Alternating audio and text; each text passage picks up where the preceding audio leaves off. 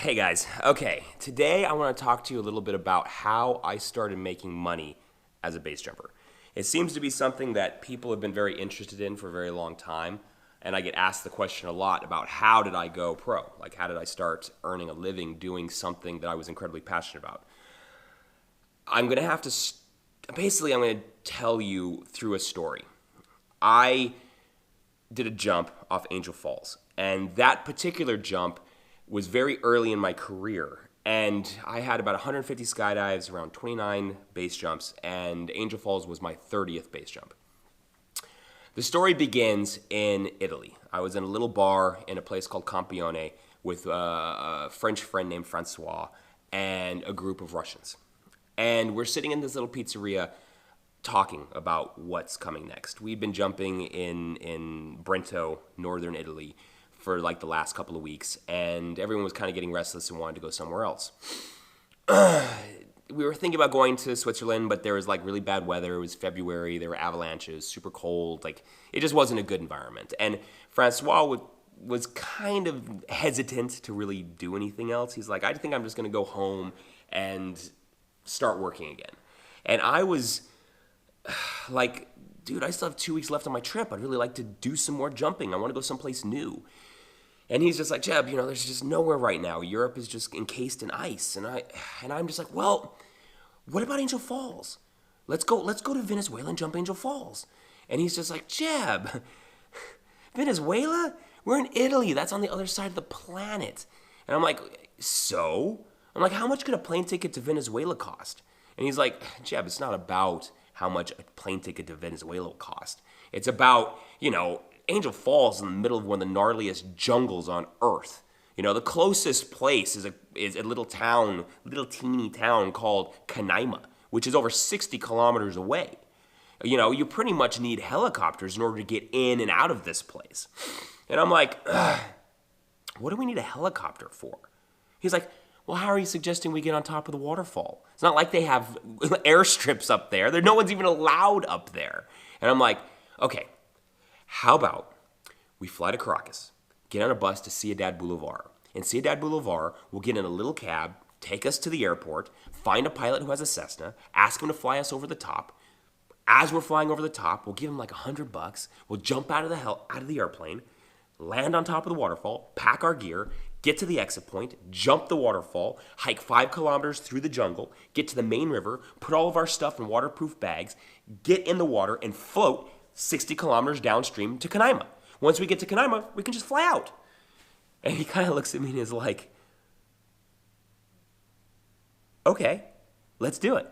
And it's quite funny because our planning literally lasted about 5 minutes. That was what I just said.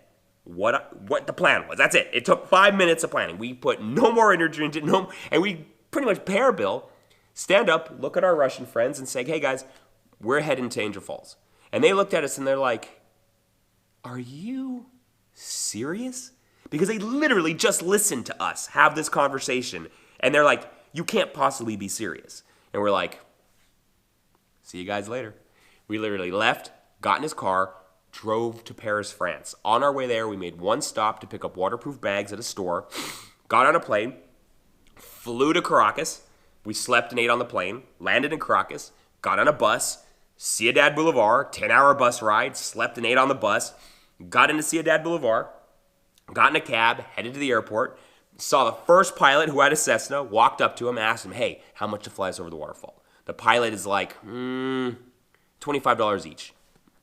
Bargain, let's go. Get in his airplane, we fly over the waterfall, and as we're flying over the waterfall, we're kind of like going, go higher, we need more altitude. And he's just like, why do you want to go higher? Do you want to see the waterfall? Yeah, we want to see it from higher. So anyways, as he starts going up higher, I start putting my gear on. Francois starts putting his gear on. All of a sudden, I put my helmet on. We're over the top. We grab the money. We hand him $100. He looks back, looks at me and goes like, what? And then I open the door and I jump out, land on top, and only then do I realize how absolutely insane this idea is. Anyways, I'm totally like, no one knows I'm there. I have no food. I have no water. All I have is a base rig and the sweater. I'm wearing a cashmere sweater, a t-shirt, and some jeans with Jordans. I'm wearing Jordans. Not really the best shoes to be wearing in the jungle. Anyways, I thought this was going to be a quick thing. We're going to get in, get out same day. It didn't really work that way. It ended up taking, 2 nights. We spent a night up on top of the waterfall and rain and insects and freezing. Then we finally jump the waterfall. We land in the jungle underneath. We cross the river. We go kind of perpendicular to where the river is because we knew that there was a tourist trail. And once we hit the tourist trail, we knew we'd be cool. So we hit the tourist trail, started coming down that. That took us another full day. Okay, so we finally made it to the main river. When we got there, there was no one there, but we noticed there was a fire and someone had just been there, like smoldering ashes. Maybe someone was there maybe an hour before we got there. So we were just like, oh, if we spend the night here, maybe tomorrow they'll come back. Well, next morning, we spent the night. Next morning, we wake up, and sure enough, a boat comes up. People are getting off wearing little life vests. We bump into the 2 main, I guess they're the tour guides who are, running the trip. They come straight to us, and they say, hey, what are you guys doing up here? And we're like, well, we're nature photographers. We're filming frogs and birds. And they're like, no, you're not. No one gets left up here by themselves. What are you doing here? And we're like, we're nature photographers. They're just like, they knew we weren't, but whatever. What were they going to do? So we basically asked them, hey, how much would it cost to give us a ride downstream back to Canaima? And they're like, $25 each. And, at the time, that was a lot of money in Venezuela. But we didn't care. It was like $25. No problem, guys. Here you go. And then we asked them for some food, and they gave us some chicken, and it was the best chicken I ever had. But, when you haven't eaten for a few days, but in any event, I don't want to, I don't want to go into too many details because I don't want to make this too long, But at the end of the day, that was the basic story. We get back to Canaima, I get home, and that was the trip. That was the concept. Well, I'm home. A couple months later, I see a show called Real TV. And this show basically was a clip show. So they would buy footage from people who had done stuff, whatever. Usually it's about people's dogs and whatever. But I was watching it and I saw a piece on skydiving. And when I saw the footage, I was like, wow, you know what? The footage I got at Angel Falls is better than this. I wonder if I could, maybe license it and maybe that'd pay for a trip or something. It might pay for my next trip. So I go ahead and there was a little email, at the end of the show.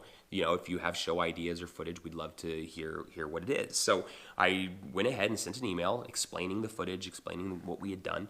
And I didn't really think I was going to hear back from them right away. I was actually going to be leaving for South Africa 2 days later to go on my first big base jumping trip in South Africa. And I figured maybe, I'll get an email from them when I get back or something. I thought maybe I'll deal with this in a few months from now. I really didn't expect to hear from them right that minute. I didn't have time to deal with it. So about 30 minutes after sending the email, I get a phone call. And it was a producer from Real TV, and he introduces himself and says, I'm with Real TV, and we're very interested in your story. We'd like to see the footage. And I was like, well, I don't really have time to do this right now. But, when I get back from Africa, I'm leaving for Africa in 2 days. And when I get back, we can discuss this. And he's like, well, how long are you going to be in Africa for? And I'm like, well, I'm going to be there for probably 2 months. And he's just like, no, that's too long, too far away. He's like, we need to look at this footage now. And I'm like, what's the rush, Anyways, I'm like, okay, well, how am I supposed to get this to you? He's like, give me your address. I'm going to send a courier to your house right now. I want to see this footage. So I'm like, okay. About 30 minutes later, a courier shows up at my home. And at that time, we were using VHS tapes. So I put it on a VHS tape and I handed it to him and the courier left. I would say maybe 45 minutes to an hour later, I get a phone call. And it's the same producer. And he's like, okay, we're interested. We want this footage.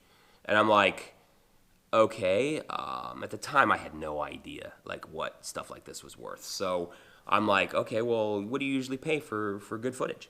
And the guy's like, well, for really good footage, we usually pay around $500. And I literally hung up the phone. The second he said $500, I was like, blam. I'm like, dude, I'm not gonna waste my. This is not even worth talking for that kind of money. Screw you. This is stupid. So I just hung up the phone. All of a sudden, he calls back and he's like, hey, did you just hang up on me?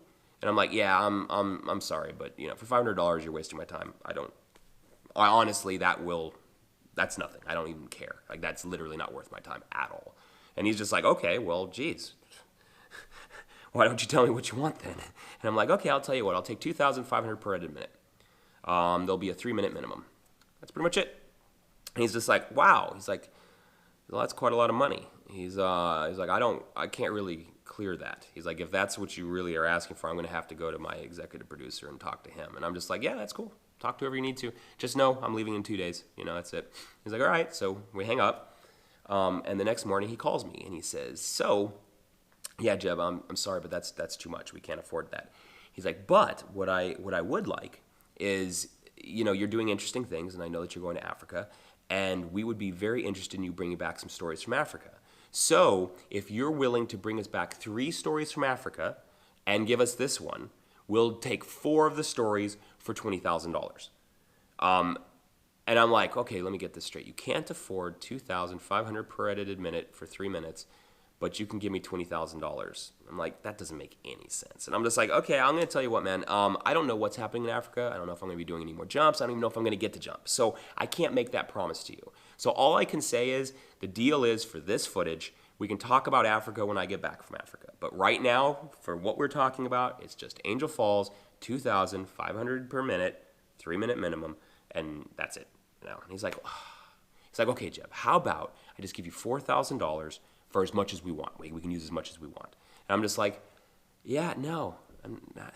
Dude, how about we do this? If you say one other number, we just stop talking to each other. And he's just like, wow. He's like, you are so difficult. He's like, all right, fine. No problem. Tomorrow, we'll pay it. 2,500 per minute, 3-minute minimum. He's all, but you have that footage ready. We're doing an interview 8 a.m. tomorrow morning before you leave for Africa. And I was just like, okay. Sounds completely reasonable, And so the next morning they come, I do the interview, give them the footage, and I leave for Africa. And that was the beginning of my base jumping career, I started earning a living from that point forward almost exclusively from base jumping. It's actually more complicated. And this vlog is already getting kind of long. So what I'm going to do is I'm going to break this into 2 parts. One part will be this, the Angel Falls part, where I made my first contact and made my first money. And then the second part will be about Africa and what happened there and how that kind of solidified my base jumping career and then kind of carried me for the next decade of my life. The footage I got on that trip really was what set me apart from other people and other jumpers and gave me the ability to license footage and create a licensing business that went international. So we'll discuss that one in the next vlog. This is going to be part 1 of how I went pro. And then part 2 of how I went pro, we'll discuss South Africa and what happened there and how I did it. So anyways, I hope you guys enjoyed it, and you're going to learn some more.